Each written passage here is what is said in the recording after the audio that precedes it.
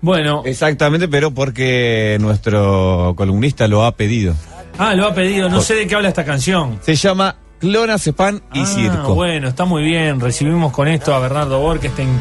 Buenas tardes. ¿Cómo está, Bernardo? Para hablar hoy esta cuarta columna sobre antidepresivos. Antidepresivos. Si bien el clonazepam no lo es, había una canción sobre Prozac, pero de un grupo desconocido. Y bueno. Vamos con esto. Vamos con lo conocido y sabido. ¿Estoy mal? No, ahí está perfecto. Se escucha bárbaro. Bárbaro. Bueno, la depresión es, por un lado, un trastorno de los pocos trastornos psicológicos que se conocen desde toda la historia de la humanidad. Y por otro lado, un enorme negocio. ¿Sí? Negocio para los laboratorios y para un montón de personas que lucran con los pacientes deprimidos. Y está bueno separar ambos aspectos porque los medicamentos que son psicofármacos, como en este caso, por suerte están regulados y no se pueden comprar de cualquier manera. Tú no puedes ir a la farmacia y pedir deme una caja de sertralina, una caja de fluoxetina, porque primero un médico te tuvo que dar una receta verde, que es una receta especial. En teoría, por ejemplo, con un antibiótico o un analgésico debería ser igual. Pero todos sabemos que los analgésicos se compran hasta en la feria. Sí. Entonces no todos los medicamentos son tratados como medicamentos, muchos son tratados como producto comercial común, y eso complica en algunos casos las terapéuticas. Pero no es el caso de los psicofármacos en especial. Más allá que igual no está todo lo regulada, me parece, la venta que debería estarlo, ¿no? Mirá, si porque hay farmacias que te venden sin cosas, hay veces... Sí, pero digamos que no debería. No quememos a nadie porque... Claro, no, pero... Algún colega mío podría estar en apuros. Sí. Pero sí, digamos, sobre todo antes, ahora no sé si tanto era más. Ahora las farmacias están muy estrictas, por suerte, con el tema y, digamos, el consejo básico es que si una persona va a consumir mucho tiempo un psicofármaco, que lo recete un psiquiatra, no un médico general. Salvo que sea por un caso particular, a veces un ginecólogo necesita recetar un psicofármaco en baja dosis con otro fin, con un fin ginecológico, bueno, en ese caso sí, pero no con los fines propiamente del psicofármaco en sí. Claro. Porque ¿qué ocurre? Estos medicamentos, como tienen efectos secundarios, que no siempre son indeseables, a veces se usan por los efectos secundarios. Por ejemplo, el Wellbutrin se utiliza para dejar de fumar, y un medicamento que hasta hace poco estaba permitido pero está prohibido, que es la sibutramina, se usaba para adelgazar. Se usaba por el efecto secundario y no por el efecto antidepresivo. Claro.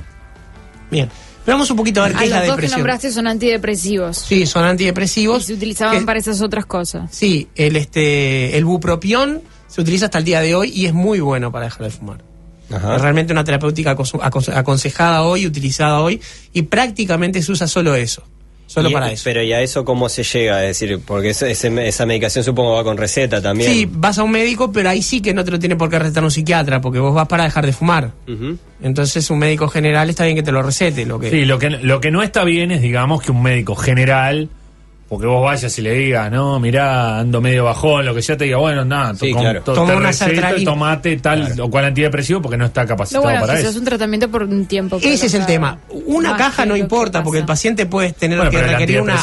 Generalmente, vos corregime, Bernardo, pero los antidepresivos con una caja no haces nada, en realidad, porque lo tenés que tomar la gran mayoría bastante tiempo. Sí, los clásicos demoran 4 semanas en hacer efecto, pero los nuevos ya no. Los más nuevos, los de última generación, ya solucionaron ese inconveniente. El tema es, si hay que resolver una situación aguda, el médico que te trate tiene que resolverla. Y ahí hay problema.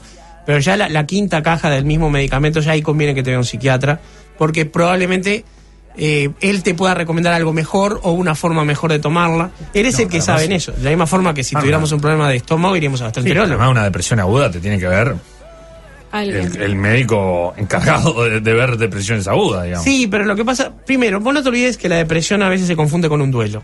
Uh-huh. Por síntomas son indistinguibles. Y un duelo tiene una causa asignable, generalmente un tiempo que se termina razonablemente, y muchos psicólogos, sobre todo, aconsejan vivirlo, no anestesiarlo. Entonces, en ese caso es distinto y por eso el psiquiatra reconoce la diferencia. Pero bueno, veamos un poco qué es la depresión. Ya desde la época de Hipócrates se conocía lo que se llamaba melancolía. La melancolía es una palabra que tiene origen en 2 palabras griegas, que son bilis negra. Melanos es negro, y jolos es bilis. Porque Hipócrates consideraba que había 4 humores que constituían el cuerpo, que eran la flema, la bilis negra y la sangre, y por el equilibrio entre esos 4 se daba la salud. Uh-huh. Cuando se desequilibraban, venía la enfermedad. Y en el caso de un exceso de bilis negra en el temperamento se daba la melancolía, que él reconocía como un síntoma persistente, como la aparición persistente de síntomas de temor y tristeza. Y realmente son dos de los síntomas de la depresión, que recién en 1725 aparece este término de depresión. Un médico inglés, Blackmore, que era el médico del rey, él crea el término, que quiere decir empujar para abajo, deprimir. Y bueno, empieza ahí ya justo con la revolución industrial, empieza a haber un concepto más mecanicista del cuerpo y se empiezan a buscar causas eficientes de las enfermedades. Y ahí es donde se empieza a buscar sustancias químicas que mejoren. Todavía faltaría un siglo para que la farmacología empiece a desarrollarse, pero ya empieza a cambiar el sistema de creencia de los médicos y se abandona la teoría de Hipócrates, pero duró sus buenos 1200 años. Claro. En el medio hubo pocos avances, entre otras cosas porque en Occidente se seguía leyendo a Hipócrates y a Galeno. Galeno era un médico latino de la ciudad de Pérgamo, de donde viene un médico mucho menos conocido que se llamaba Ovacio de Pérgamo. Tuvo una infancia difícil con ese nombre, y él leyó a los autores árabes y diagnosticó mucho más precisamente la melancolía como una enfermedad del espíritu, no como una enfermedad de los humores. Claro. Que hoy es más parecido a lo que pensamos hoy en día. Una enfermedad del alma, una enfermedad de la psiquis, se parece más a un desbalance humoral, quise decir. Y la prescripción de Ovacio era muy interesante. Él prescribía el sexo vigoroso. Decía que eso desataba las pasiones desbordadas y sostenía que liberar las pasiones contrarrestaba la tristeza y el miedo, que eran los síntomas de la melancolía. Ahora, el tema es, anda a decirle a una persona deprimida que tengas eso. Él no puede. No quiere. Es como la gente que ve a alguien deprimido y le dice, tendrías que salir a divertirte. No, justamente no puede hacerlo. No digas lo obvio porque si ese no, paciente no... Deprimido, Exacto. No lo hace no porque no quiera, lo hace porque no puede. Bien. Entonces esa es un poco la evolución del concepto de la enfermedad. Ya cuando nace la psiquiatría moderna, ahí sí empieza a evolucionar el tema hasta lo que se conoce como hoy. Hoy sabemos que tiene otros síntomas mucho más complejos. No vamos a entrar en temas diagnósticos, mucho menos, no es el caso y no soy médico, pero hay uno que no lo consideraba ni Hipócrates ni los médicos antiguos, que es el pensamiento invasivo. Ese fue descubierto por los médicos nuevos como un síntoma importante. Y ya bueno, con Freud... ¿Qué vienen siendo los pensamientos invasivos? Un pensamiento invasivo es una idea recurrente que perturba al paciente y que no se la puede sacar de la cabeza. Sea cual sea. Sí, con tal que lo perturbe es invasivo. Que lo perturbe, que es una idea. O sea, si este tipo está, por ejemplo, dice quiero comer una torta de chocolate, no es un pensamiento invasivo, es un antojo. Pero quiero decir, es recurrente y probablemente, aunque coma la torta de chocolate, quiera comer más. Me voy a morir. Se va a morir un ser querido, me dañaron y no puedo perdonar, entonces estoy diciendo pensamientos de venganza todo el tiempo. Y sobre todo, lo más característico de algunos tipos de depresión, los sentimientos de autolastimarse. Sí. Esas ideas, esos pensamientos invasivos son los que llaman mucho la atención del médico sobre qué medicación dar, porque cuando el paciente puede autoinfligirse daño es cuando hay que estar más atento a eliminar los síntomas rápidamente. Sí, a veces internarlo directamente, si esos pensamientos... Esa es una intervención. Claro. Hoy en día, la gente no lo sabe, pero no se ha abandonado ninguno de los recursos clásicos. De hecho, se reserva para el último caso de tratamiento, pero el electroshock existe. Claro. Se utiliza todavía. Pero por suerte tenemos toda una batería de medicamentos que permiten atacar este tema, porque, entre otras cosas, aunque todavía no se conoce exactamente cuál es el mecanismo neurológico de la depresión, ya estamos bastante más avanzados sobre el tema. Ya hace casi 60, 70 años que se viene estudiando a nivel bioquímico y se tienen algunas ideas. No sé si tenemos que ir a una pausa o algo. Sí. ¿Tenemos que ir a una pausa? Entonces volvemos con la depresión y la medicación a la vuelta. Perfecto. Justicia infinita. El destino es cosa seria. Perdimos estabilidad. No sabemos de qué lado vamos a quedar parados. Se agotó. Bueno, seguimos con Bernardo Borkenstein hablando de antidepresivos. Un poco hablamos de la historia de la depresión, más bien. Exacto, del conocimiento. Porque ha existido siempre. Sí, por supuesto. Casi todas las enfermedades, Y lo que ha salvo el ido- SIDA y alguna claro. otra, han existido siempre. Lo que ha cambiado, digamos, es la manera de tratarla. Claro, e incluso el propio hecho de considerarla una enfermedad Claro, también ha bueno, cambiado. eso sin duda también. En la época romántica, del siglo XIX, sobre todo en Alemania, los jóvenes de Sturm und Drang, Tormenta y Tempestad, consideraban de buen tono estar deprimido. De hecho, tomaban vinagre para parecer pálidos y ojerosos y aparentar más atormentados todavía. Se veía bien estar enfermo de tuberculosis, la consunción. Ajá. Entonces, en esa hay que entender que las enfermedades psiquiátricas tienen que ver también con una adaptación a la sociedad. O sea, un asesino serial hiperviolento en la sociedad vikinga sería un héroe. Pero bueno, obviamente en una sociedad burguesa no tiene forma de integrarse. Entonces, la melancolía fue considerada casi siempre, pero no siempre, una enfermedad. Claro. Entonces vamos a ver un poquito... De todas formas, de Sí. todas maneras, al día de hoy todavía hay una visión relativamente romántica sobre la melancolía. Hay parte que sí. Yo creo que, y Creo depende que también la en depresión qué. también se está tratando de otra manera. Si sos Kurt Cobain, tiene Claro. un costado simpático. Porque le da un o que costado se ve. épico. Claro, esa cosa de, bueno, el ser ese aislado que está en su mundo y no sale de su casa y está deprimido y es como un genio a veces. que En el crea caso de cosas. Onetti no tanto, ¿no? Bueno, pero sí, pero hay como... creo que a veces no se termina de ver lo complejo que es de Totalmente. la depresión. Por supuesto. Por algo termina pasando, que mucha gente se mata y la familia alrededor o los amigos, no No tenía ni idea. tenían idea. Y Por algo, el mantra de esta columna, hay que consultar al médico.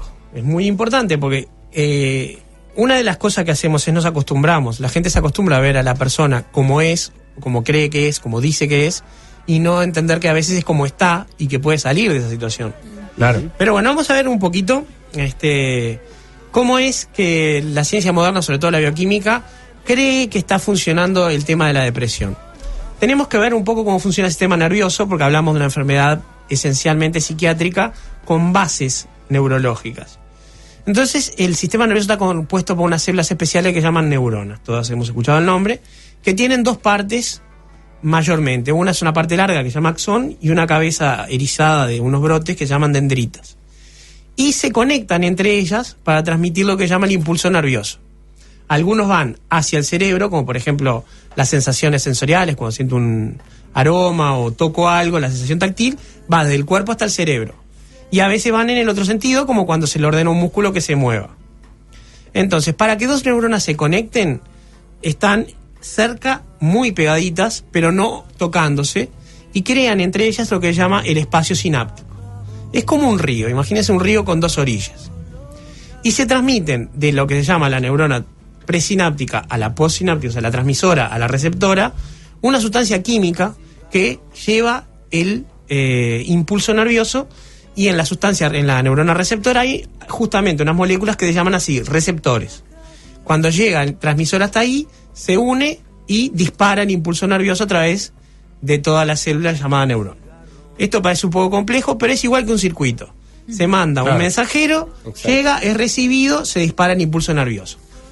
¿Qué hace, por ejemplo, la morfina de la que hablábamos la semana pasada? Se une al receptor, pero no dispara el impulso nervioso y corta la sensación de dolor, por ejemplo. Entonces, estas sustancias que van de una neurona a la otra, como llevan el mensaje de la sinapsis, se llaman neurotransmisores. Básicamente hay tres conocidos, hay muchísimos más, hoy en día se conocen un montón de mecanismos, pero los tres mayores, dos al menos son bastante vox populi. Uno se llama serotonina, que es bastante conocido. Otro se llama dopamina, un poco menos, y el tercero, ya casi nada, es noradrenalina. Entonces se encontró toda una cepa de medicamentos que actúan sobre estos. Para que el individuo esté bien en el espacio sináptico entre esas dos neuronas, tiene que haber una buena cantidad de estos neurotransmisores para que los impulsos se transmitan con fluidez. Entonces el cuerpo tiene tres mecanismos asociados. El primero es los neurotransmisores, después de que fueron recibidos, quedan ahí, se pueden degradar. Hay enzimas que los destruyen, pero no es de interés económico que se destruyan, hay que salvarlos. Y una forma de salvarlos es que la neurona emisora los recaptura en un fenómeno que se llama recaptación. Entonces se la guarda de vuelta, es como si la tirara con un hilo, ¿verdad? La tira, la usa, la rellama y la guarda. O inhibiendo la destrucción, se aumenta porque lo que queda ahí se van emitiendo más y siempre hay más y no se llega, por ejemplo, al defecto de serotonina, que es lo que se encuentra en muchos casos de depresión. Y sobre estos mecanismos es que actúan los antidepresivos conocidos. Ahí por la década del 50, un médico que estaba trabajando con ratones y intentando estudiar medicamentos para la esquizofrenia, encontró que algunos síntomas más bien asociados con la depresión se podían tratar con un medicamento que se llamaba meprobamato. Y salió a la calle el Milltown, que es el nombre de un barrio en Estados Unidos, que fue un boom, fue lo que se llama el primer blockbuster de medicamentos. Porque ¿qué pasó? La gente tenía en la fantasía la posibilidad de tener una droga que curara las pasiones, como el Soma de Aldous Huxley en Un Mundo Feliz, o más recientemente el famoso Agaromba de la década pasada en Tinelli. Claro. Son medicamentos que evite las sensaciones, que me ahorre el dolor, que me resuelva todo. El resultado fue el abuso del medicamento. Entonces, no solamente no era un gran medicamento en ese sentido, sino que además fue abusado, y eso, por supuesto, después le dio mala fama. Tuvo que pasar bastante tiempo hasta que aparecían los dos primeros antidepresivos, estrictamente antidepresivos, que fueron la iproniazida, que es un ejemplo de los IMAO, y la imipramina, que es un ejemplo de los tricíclicos. Los tricíclicos son los que evitan que se recapture el neurotransmisor, y los otros son los que evitan que se destruya. Con esos dos ya se genera toda la segunda, la tercera y ahora está la cuarta generación de antidepresivos. Pero antes se intentaron cosas muy fallidas. Por ejemplo, en la Alemania nazi había un medicamento que se llamaba Pervitin, que se utilizaba, pero mucho más banalmente de lo que hoy se usa la aspirina. Muchísimo más banalmente. Había hasta bombones de Pervitin para el ama de casa. Simpático. Ahora, el principio activo del Pervitin era metanfetamina. Crystal meth, lo que usaba Walter White. Claro. Entonces no era demasiado inocuo. Recomendable. Pero ¿qué pasa? Si vos estás deprimido y consumís metanfetamina, la metanfetamina te lleva para arriba inevitablemente. Ahora, claro, en pacientes deprimidos, el bajón luego de que pasaba el efecto era tremendo. ¿Qué hacían? Consumían más. Resultado, un problema serio. Porque aparte, había una especie de política de prohibición de las drogas y mantener el cuerpo limpio. Lo que pasa es que a esta no la consideraban una droga. Pero bueno, intentaban mantener el espíritu alto químicamente y lo lograban a través de este tipo de sustancias, que por supuesto después fueron conocidas. Con respecto a los medicamentos estos que estaba mencionando recién, los que inhiben la recaptación, que evitan, digamos, que vuelven para atrás de la neurona el neurotransmisor, acá están los más conocidos por la gente hoy. El mundialmente famoso Prozac, la fluoxetina, la sertralina, que me preguntaban la semana pasada. Sí. El Dumirox, la fluvoxamina. Una gran cantidad de los que más se usan son de este tipo de medicamentos que utilizan uno solo de estos mecanismos. Ahora bien, este mecanismo de recaptación puede impedirlo para uno, dos o los tres de los neurotransmisores que estábamos hablando. En ese caso, cuanto más selectivo sea, mejor el medicamento. Y también se está sospechando, porque eso todavía no está resuelto, que tiene que ver la inespecificidad con lo que demora en hacer efecto. Hoy tú nombrabas el problema de que tienen los antidepresivos más conocidos, de que no hacen efecto instantáneamente. Hay que tomarlos un par de semanas y hasta 4 para que esté instalado el efecto antidepresivo. Sí, por eso tampoco es recomendable dejarlo de tomar de golpe, o sea, hay todo un proceso. Ningún medicamento, ni antibióticos, ni analgésicos, ni nada, debe ser dejado de golpe sin consejo médico. Por supuesto, cuando se toma en forma crónica, me tomé 2 aspirinas por la cabeza, 2 ibuprofeno. No, claro, o te la mandan tomar un jarabe hasta que se te termine el frasco. Bueno, pero esa es la indicación, hasta que se termine el frasco. Una cosa que la gente no sabe es que la medicación oftálmica se usa, se termina y se tira, no se puede guardar para la próxima, porque esos medicamentos son estériles, y una vez que lo dejé de usar, lo guardé un mes en la famosa caja de zapatos que todos tenemos con remedio, ya no sirve. No podemos garantizar la esterilidad, y poner algo no estéril en el ojo es un riesgo que nadie debería correr. Entonces, medicación psiquiátrica por supuesto, pero en norma general casi ninguna medicación debe largarse o dejarse de consumir sin una indicación médica de cómo hacerlo. Porque, por ejemplo, hay medicamentos que se consideran más banales, como el omeprazol para la gastritis, que genera daños cuando se consume a largo plazo. Y hay pacientes que consumen omeprazol por reflejo durante décadas. y lo único que logran es ser esclavos de esa medicación. Esa medicación como producto comercial es genial, genera su propia clientela cautiva, pero hoy en día hay de la misma familia 3 generaciones más nuevos que no generan ese efecto. ¿Pero a qué le llamas por reflejo? Y bueno, lo que pasa es que el paciente que tiene gastritis o reflujo siente que si no tiene el omeprazol y no lo toma después de comer, le va a dar gastritis y la comida le va a caer mal. Entonces lo toma como un acto reflejo para evitar ese problema. Preventivo, digamos. Claro. Es como los asmáticos con el inhalador. Sí. Si no tienen el omeprazol a mano, ya les da un ataque de gastritis. Claro. Y pues lo que pasa es que son enfermedades psicosomáticas. Tienen un buen componente psicológico aparte del componente físico.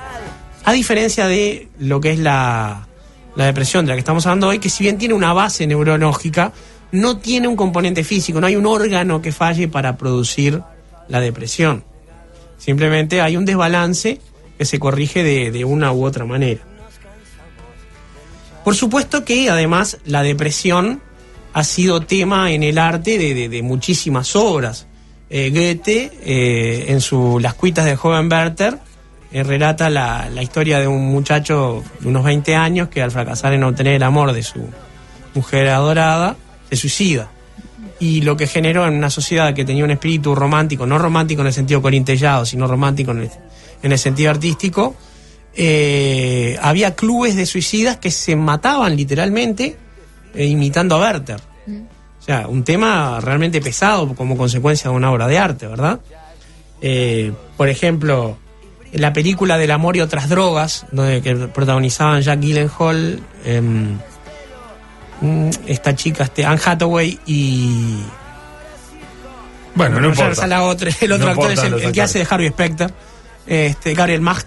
Eran 2 visitadores médicos que se peleaban, cada uno con su propio medicamento psicofármaco de elección. Uno tenía la fluoxetina y el otro la sertralina, hasta que uno logra... digamos el grial de todos los medicamentos para los representantes farmacéuticos, que es como llaman los listados en Estados Unidos, y le dan la cuenta de Viagra para su ciudad. Y cuando consigue Viagra se olvida de los psicofármacos y se dedica a hacer plata tranquilamente, porque ese fue uno de los medicamentos que fueron tratados desde su inicio como un producto comercial y que se vendía más por la fantasía de lo que significaba que por sus acciones médicas concretamente. Bien, no sé si hay alguna pregunta, Jimena. No, alguien decía que hay que terminar con los preconceptos respecto a algunos antidepresivos, como por ejemplo el bupropión, ¿puede ser? El bupropión, sí. Justamente, como es bueno para dejar de fumar, ha sido encasillado, dice, como droga para ese fin, y a veces se olvida que es un gran antidepresivo y no se lo receta como tal. Sí, pero eso es un tema que los psiquiatras lo dominan. A mí, digamos, me consta que un médico que me atendió a mí recetaba bupropión, no me lo recetó a mí en particular, pero sé que lo recetaba. Pero ese es el tema. Generalmente un médico común está acostumbrado a recetar el bupropión para dejar de fumar y no manejarlo como psicofármaco. El tema es que el efecto antidepresivo, si la persona está deprimida o tiene algún síntoma, va a aparecer igual, y el médico tiene que estar atento porque la persona va a sufrir un cambio. Una característica de estos medicamentos es que si la persona no está deprimida, generalmente no nota un gran efecto sobre su cuerpo cuando los toma. No te cambia mucho.